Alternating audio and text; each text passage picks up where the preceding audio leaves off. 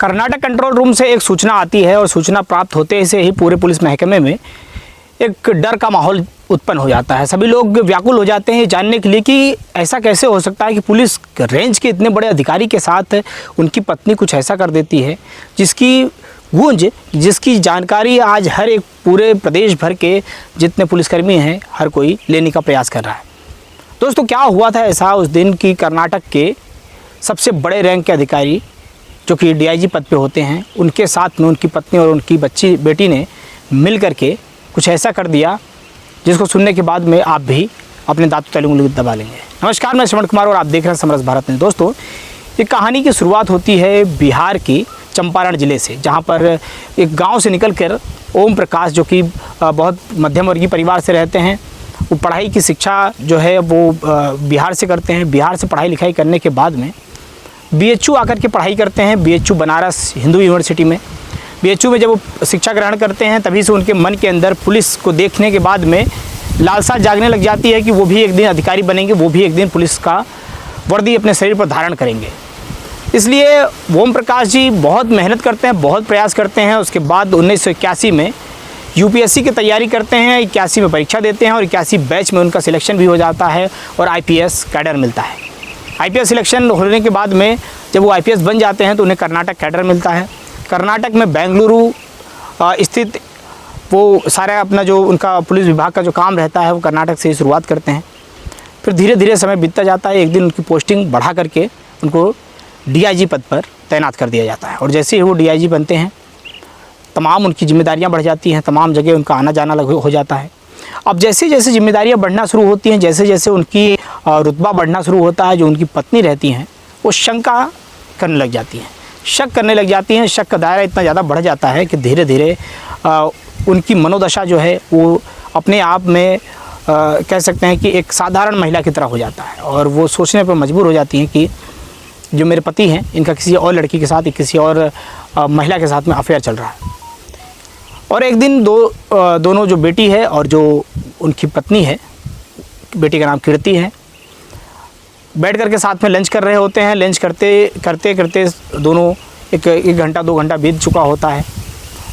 तभी उनके पास में उनके जो बॉडीगार्ड के रूप में जो इंस्पेक्टर, जो सिपाही रहते हैं, उसमें से इंस्पेक्टर का फ़ोन आता है और इंस्पेक्टर कहते हैं कि क्या सर मैं आ जाऊं घर?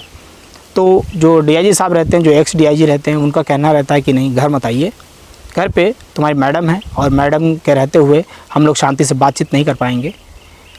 तो जो इंस्पेक्टर है वो कहते हैं कि ठीक है साहब, जब आप कहेंगे तभी मैं घर पे आऊँगा, और ऐसे कह करके वो फ़ोन रख देते हैं। तभी सुबह शाम के 4:30 बजे करीब में एक फ़ोन जाता है जो कि कंट्रोल रूम में और 112 के तहत, और सूचना मिलती है कि राक्षस मार दिया गया है। और जैसे ही पता चलता है कि कौन सा राक्षस, किसकी बात आप कर रही हैं, तो जो सिपाही रहते हैं वो कहते हैं कि सही से बताइए आप बात क्या कर रही हैं।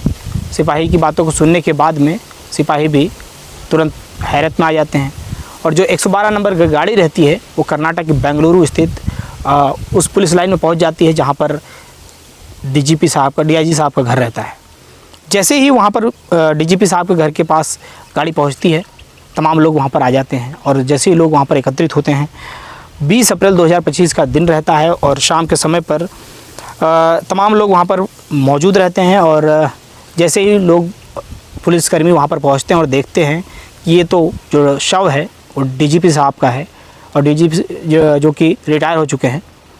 अब उनके जो सहयोगी सिपाहीकर्मी रहते हैं वो लोग भी मौके पर आ जाते हैं और फ़ोन लगाया जाता है उनके बेटे, जिसका नाम कार्तिक रहता है। अब कार्तिक के पास फ़ोन लगाने के बाद पता चलता है कि कार्तिक पास के ही एक क्लब का मेंबर है और वहाँ पर जा कर के बैठे हुए रहते हैं। कार्तिक वहाँ पर मौके पर तुरंत आता है और आने के बाद में जब कार्तिक से पुलिस वाले जानकारी लेने लग जाते हैं कि आपको इसके बारे में किसी प्रकार की जानकारी है, तो कार्तिक रोते हुए बताता है कि मेरी माँ और मेरे पिताजी के बीच में कई वर्षों से विवाद चल रहा था और बीते 1 महीने से विवाद बहुत ज़्यादा बढ़ चुका था, जिसका कारण है कि जो यहाँ पर एक चाकू मिला है और वो चाकू से 12 वार किए गए थे उस डीजीपी साहब के पूरे शरीर पर, चाहे चेहरा हो, चाहे पेट हो, चाहे मुंह हो, हर जगह चाकू का निशान। जब जैसे ही डीजीपी साहब के उसका बेटा देखता है वो तुरंत वहीं पर उसकी आंखें जो हैं फटी की फटी रह जाती है, वो रोने लग जाता है। उसको रोता हुआ देख करके उसके आसपास के लोग भी रोने लग जाते हैं। तमाम लोग जो हैं वो सोचने पर मजबूर हो जाते हैं कि आखिर इसकी पत्नी ने ऐसा किया क्यों। तो पता चलता है कि उसकी पत्नी जो है एक बीमारी से ग्रसित है, मानसिक रूप से उसके अंदर जो ये बीमारी है जो कि स्किज़ोफ्रेनिया के नाम से जाना जाता है, जो कि काफ़ी जटिल बीमारी होती है। और इस बीमारी से सीधा पता चलता है कि शक का दायरा व्यक्ति का बढ़ने लग जाता है। किसी के ऊपर भी आप शक करने लग जाते हैं जो आपका बहुत खास रहता है, आप उसके ऊपर भी शंका करने लग जाते हैं।